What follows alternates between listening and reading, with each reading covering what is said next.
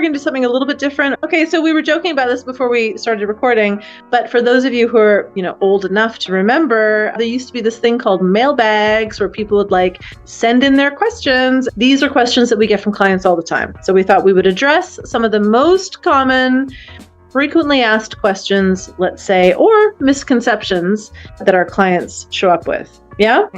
Yep. All right. Number 1. Go, Michelle. Therapy is only for broken people or when you're in crisis? I hear this from people all the time. So what I say to people is that the way I work with individuals depends on the circumstances. There are at least 2 different ways to work with people.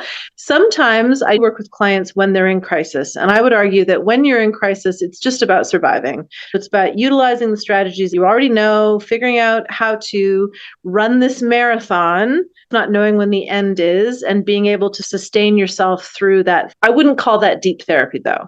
Right. And then the alternative could be people come to me because they've got stuff they want to figure out, or there are things they want to know about. And I would say that's much more about support.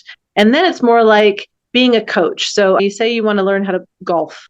And so you teach yourself how to golf. You pull up YouTube, figure it out. That's fine. You go out on the course, you try your hand, and you're good. You can do it. But then if you want to move from competence to excellence, you might want to bring in a golf pro or a coach. They can teach you how to move from competence to excellence. And I think that's the role of the therapist as well. What do you think? Mm-hmm. The analogy that was coming to me was I was imagining a boat that's sprung a leak and it's filling with water. And it's someone's in crisis. You're just patching the hole or bailing out buckets of water till you can get to the shore. So you don't sink.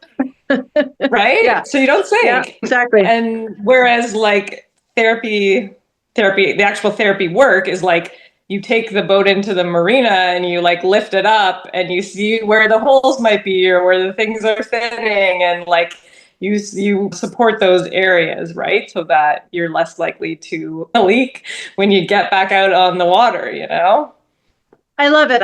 And I mean, to maybe continue that analogy, but bring it back to humans a little bit, is this idea that people come in and say, oh, I need to be fixed. No, you don't. You're not broken. There's no such thing as broken. But as humans, we may be walking around with open wounds.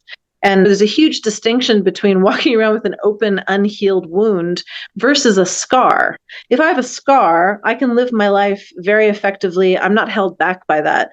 Whereas an open wound is problematic. So I think therapy can help us heal those wounds, develop these beautiful scars, which then just speak to the history of you and the story of your life. And then you move forward. You move forward in a changed way, but you're much more whole. Yeah?